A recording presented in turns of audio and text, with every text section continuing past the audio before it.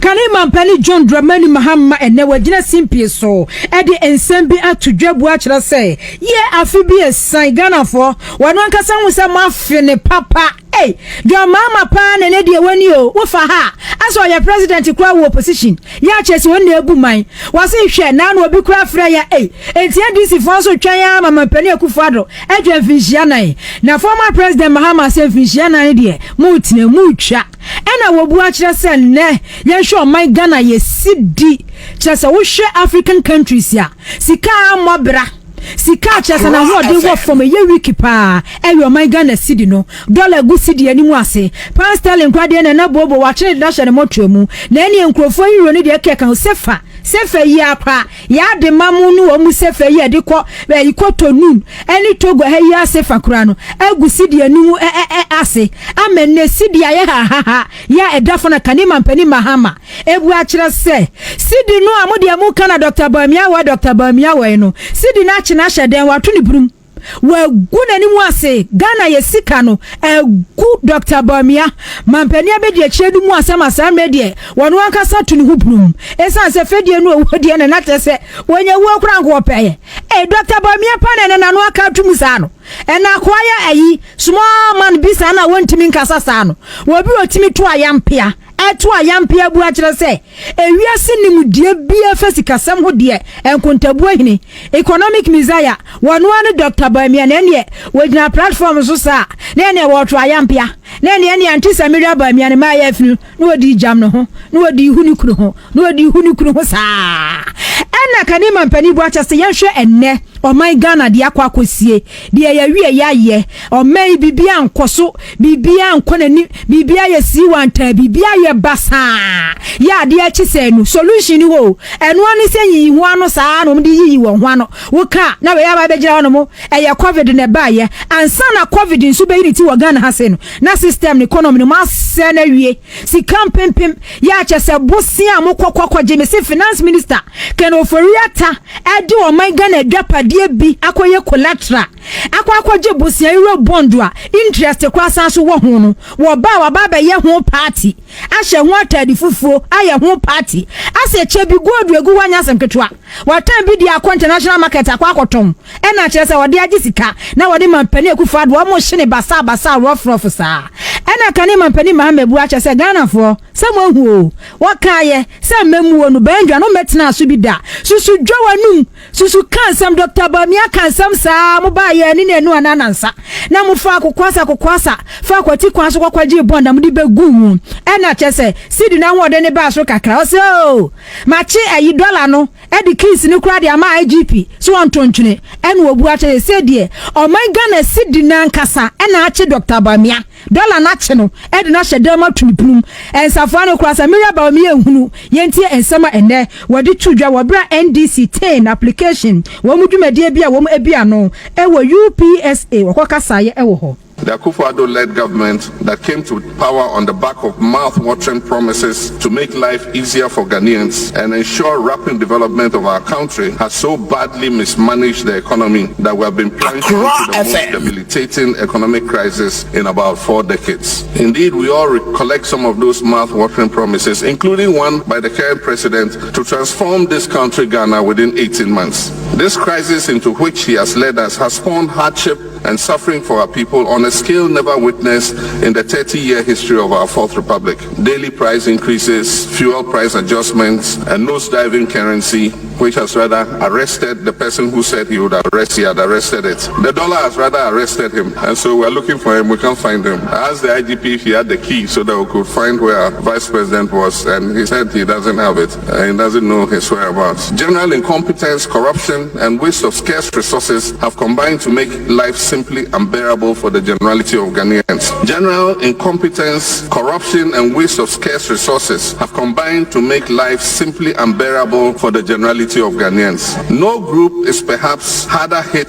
than the young people of this country. fonti yera John Dramani Mahama na echire wo se ya Ghana fo de amasa me ya tete se kontebe de na mo man Ghana ye bra ye so fa nyina ne ma miensa super incompetent abonfo pa mu abonfo e na wo mu buma no corruption so de wo mu to opposition na wo mu de ka je se efi adwapade ye si collateral sa wo ma twonton bia enti wo mu baba beti wo mu kanti wo mu ba ye no ya che se NDC amemu abreso ye ko che se economic crisis ma ye ko IMF no ye ndi mburu ye sika ye ntete ne ma so wo mu ba ye sika se etinkom e na che se wo be na ne aya se akoda akom de no wo mu fum ni se ye nyafunya wo matro position a che ama komo ade wo mu ntika kro beto ye no wo mu fum ni sa basa rough sa e no ma nwom hu se chow designer wears no mo hye ai eti wo se bo nyina na akabo magana fo ene mo sofai eti so mu gira baby na Ukraine you want Ukraine kro fo kra so fasa de Ghana ha eni pe sofai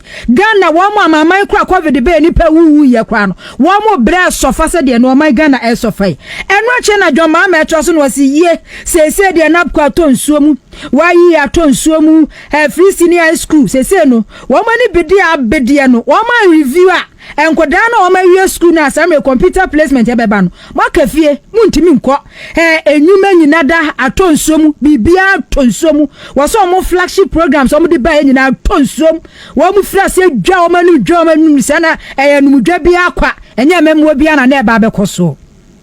This government has bungled the important task of securing the welfare and well-being of our young people through sound policies on education and ensuring the availability of employment opportunities both within the public and private sectors. The government has been so poor in its policy making and delivery in education that at all levels, from basic through secondary right up to tertiary, the students of Ghana are suffering immeasurably. Non-release of funds, poor management of curricula, erratic school calendars, poor industrial relations with teachers, lecturers, and other stakeholders, among others, has created turbulence and conditions that are far from ideal and which threaten the achievement of quality outcomes in our educational system. Ghana is currently experiencing the highest level of unemployment recorded in the Fourth Republic at an estimated 14%. This government's response has been the adoption of short-sighted, populist, ad hoc, and poorly conceived programs that have done more harm than good. Even those enrolled on the knee-jerk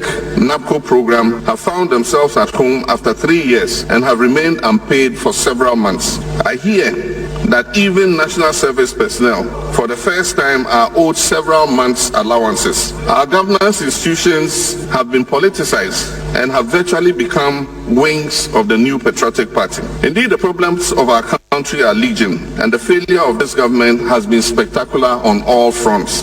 In the coming days, I'll make a fuller statement on this state of affairs on behalf of the NDC, which remains the most viable alternative to this failed regime. Abusuafo nti no nyina da na yera John Dramani Mahama wakana de ne de asai wo mo ankasa kura nwusa ji wo mo nsem bura mampani akufuado ene Dr. Bami won benya kura na nka 2024 emu anwie we wo de ase adukati a wo kasa won prepare the resignation letter wa twere kwa to dada na kasa bia wo beda na di nanim guase de ntisa Ghanafo enipa won twetwede te pentin kwa enne wo bia sofa enkoda nyina sofa ni nyina ne se memwo ne nye amemwo na sei abonfo na ebuman no na dwumade na wo pa ho ntima tertiary education institution network 10 one application ya enne foforo kura ya John Dramani Mahama gina simpie so pa ho ntima ne wo bu a kire se ebeduma boa ematen no wo adwumade ahodo a wo edi no etimi edimu na afa ntoma pa edi afira. You are insane because you have evidence of a party that cares about the youth. A party that cares about the youth invests in the youth. And you begin to invest in the youth by paying attention to their training. And that is why you know, and that is why there's evidence that it is NDC that removes schools from under trees. Because the children will become our youth and they will become our... The team app is digitalization in order to transform the administration administration and coordination of our team. And for those of you who follow the processes of digitalization, it is a facilitation that transforms and brings digital technology into any business process or anything you are doing. It could be agriculture, it could be running your company, it could be marketing, whatever. If you bring digital technology in to facilitate the process, then you have digitalized your whatever it is you're doing. And that is distinct from digitization. A lot of time people interchangeably use the two. Digitization is moving anything from a certain format, that is text or documentation, into a digital format. And so it's just a one-off transfer. But digitalization is a transformation of your processes. And so this app is a digitalization of our team processes in order that we're able to improve our administration and our coordination. And so let me commend all the young people who have worked on this. It's going to be a very useful tool for us. And let me commend the leadership of our youth wing for their continued efforts at strengthening that important wing of our party and the constant innovation that they continue to bring to the mobilization of young people of the country around the cause of the National Democratic Congress. Kanema Mpani John Dramani Mahama ni Adam ni running mates edema NDC Professor Jane Nana Opoku Ajiman.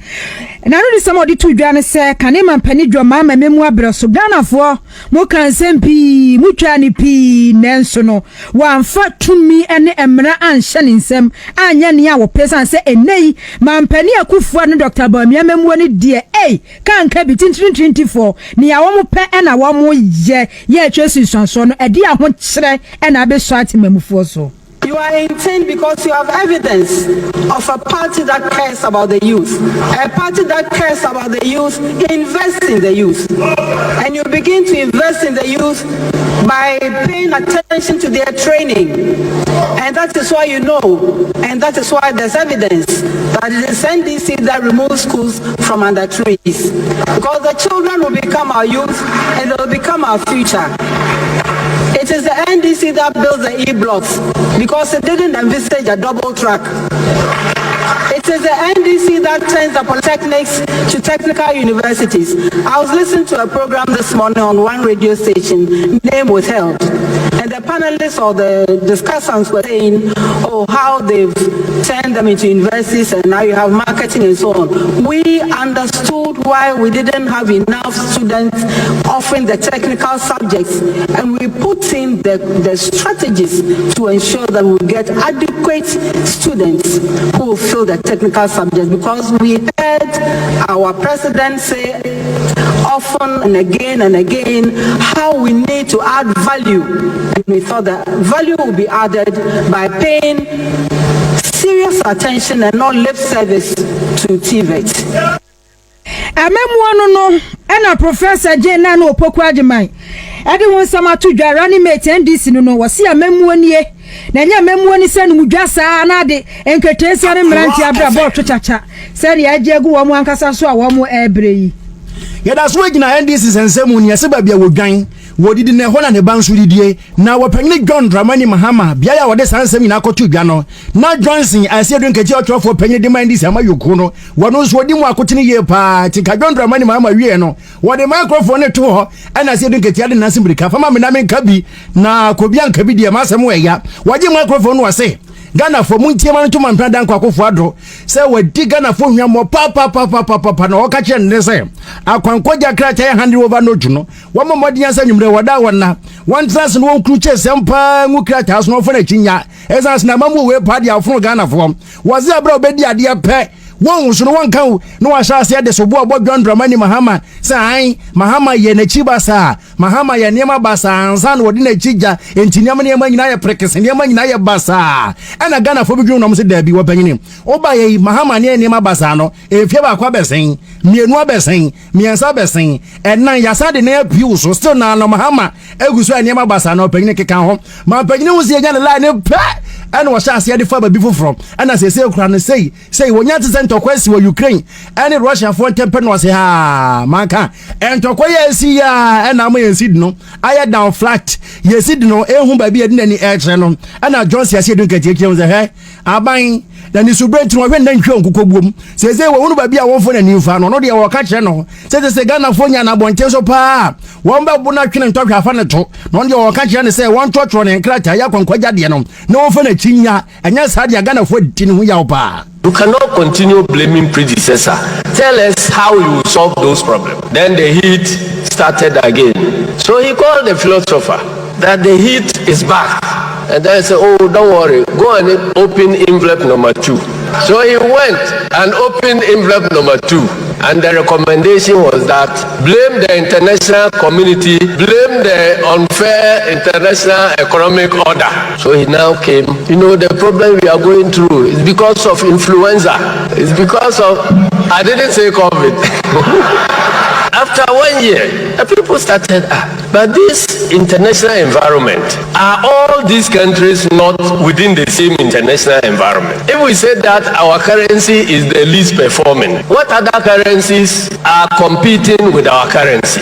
And those currencies, are they not for countries that are operating in the same environment? Why would you blame it on international environment? If it is about Ukraine, oh well, if it is about USA, the effect of the war is directly due to the impact of the reduction in oil supply, and that affects everybody. Some countries don't even produce oil, but maybe your Oga is producing oil in his country. So if he's saying that it is because of the oil shortage, because of the sanctions, it cannot be. So the ultimate solution is there. So he rushed, took the envelope and opened, and the recommendation was prepare your handing over notes.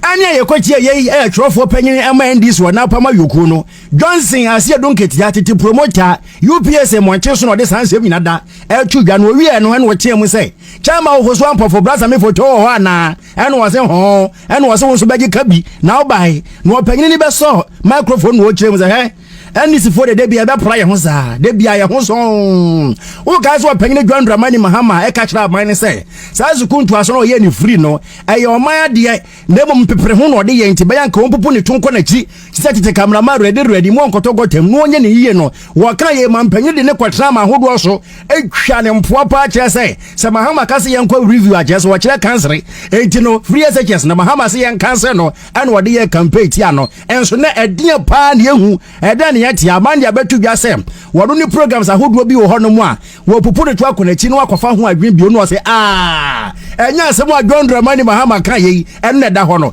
enti edin pa na mampanyi da so edi twa ne mpa wo se ndisi fo de wo meka so kan okra pa ko sise Yesu Kristo beba. Posterity is really coming to judge President John Dramani Mahama, because for the first time, the professors are even coming to review their position on the word review. When we said to review the free senior high school, they equated review to cancellation. Today, I don't know which dictionary they are consulting, but they are coming back to their senses and they are asking for a review. Well, we in the NDC will always be vindicated because we always mean well for the people of this country. And so launching this app is a clarion call for all and sundry to get on board. It's a clarion call for us to put our shoulders to the wheel. It's a clarion call for us to roll our sleeves and get into the trenches. We have over 40,000 polling stations. 10 over the years, I believe that we have churned out more than 40,000 people ever since TIN was established in 1994 or thereabout. And so my challenge to you today is that the launching of this app should be a launch pad for spreading our organization across all the 40,000 polling stations and making our presence felt there, because it is at the polling stations where elections are won. Titani at the mind this one up ama yokono someone wo for swamp for brass ame photo and one also gi akasemu a what is handsome nada etudwa Vimbaz TV.